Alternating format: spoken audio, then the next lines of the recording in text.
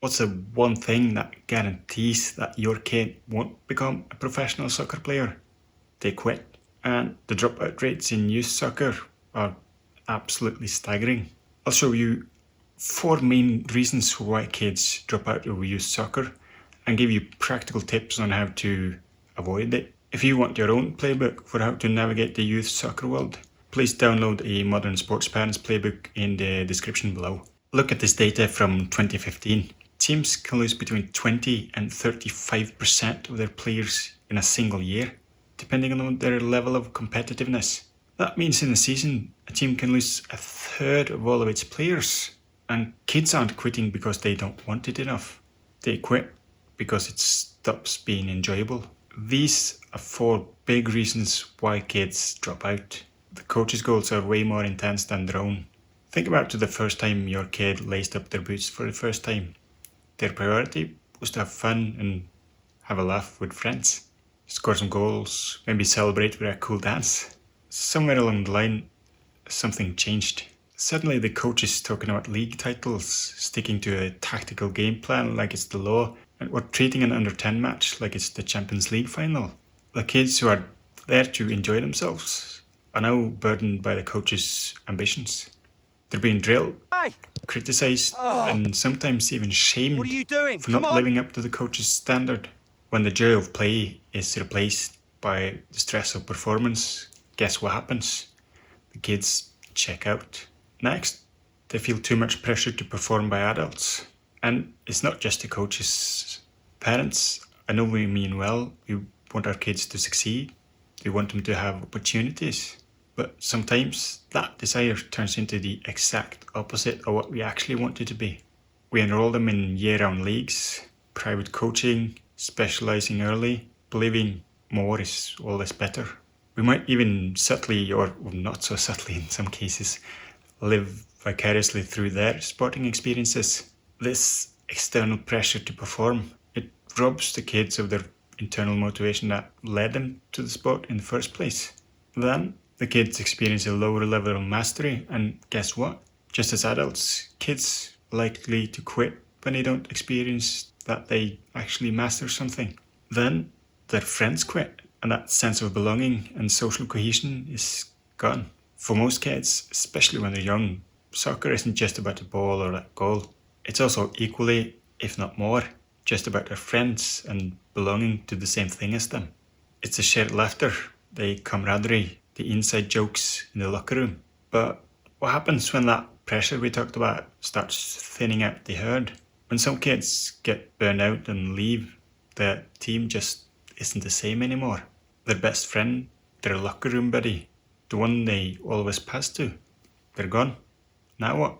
Without that social connection and sense of belonging, maybe the biggest reason why they remain is gone. No wonder they quit. And finally, they get injured. This is a silent epidemic that hits young kids even before they hit puberty now. The push for early specialization, where they play one sport year round, is playing havoc on the young kids' bodies. Growth plates, tendons and ligaments, they're not designed to withstand the demands that's placed on them day after day, month after month, without any breaks. We see serious acute knee injuries like ACL tears, or we see overuse injuries like stress fractures. That's becoming more and more common, sadly. And these aren't just bumps and bruises. These can be serious long-term injuries that require serious rehabilitation and sometimes with lasting consequences as well. An injury doesn't just hurt the body, it affects confidence, creates fear, and can be the final reason why a kid or parents decide that playing a sport isn't worth it anymore. It's a cruel irony. The very pursuit of athletic excellence ends up destroying the athlete. So what can you as a parent do about this? Here are practical, actionable things that you can try out yourself. The goal here is to ensure that the team's goals and the coach's goals align with your kids' goals. Vet the coach and the club before starting a new season. Have a conversation with a coach prior to a season. Ask them about their philosophy. Good questions can include, how do you measure a successful season? Or what's your approach to playing time for developing players? Their answers will reveal whether they're in it for the love of the game or if they're in it just to win. Empower your child. Teach your child how to articulate their own feelings. Yeah, it's a bit touchy-feely, but if they can actually tell someone what they feel, it's a lot easier for them to change the environment as well. An example can be, hey coach, I get nervous when you yell at me. Can you please show me what to do instead? This builds their confidence and self-advocacy skills as well. Try a silent sideline challenge. Try watching a game from the sideline without any shouting other than encouraging players. This could lead you to see how much you're trying to influence and control the game yourself. Let the players play and let the coaches coach. Your job is simply to be a calm, supportive presence. And define your own success. Is success to see your kid win all the time?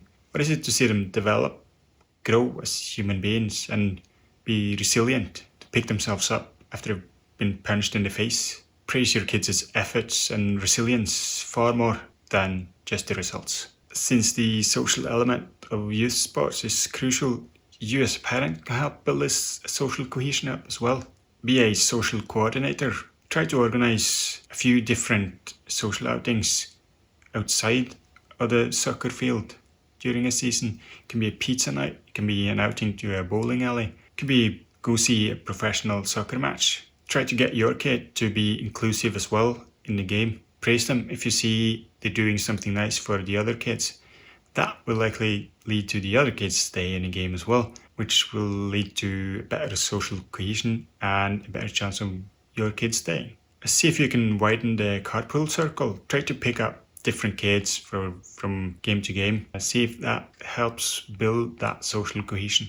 Reduce the risk of injuries. This is about playing the long game with your child's physical health, prioritizing development over early specialization. Now, the science is clear on this.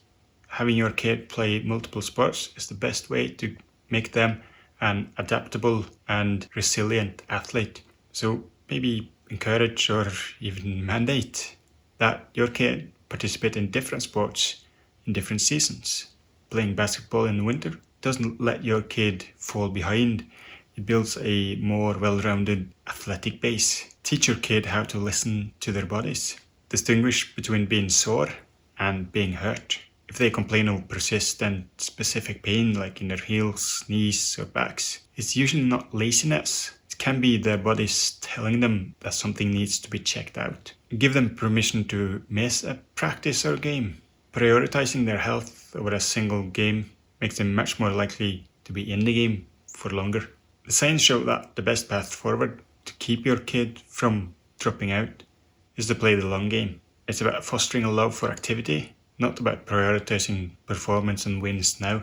This approach will give you a healthier, happier, and ultimately a better athlete and a better human being. Now, if you want to put this into action, please download the PDF in the description below, the Modern Sports Parents Playbook. Download it, save it to your phone, and let's build a healthier, better youth soccer journey together. If you have any questions or want to comment on your own experiences, please drop a comment below. I'll be sure to read them. Thanks for watching.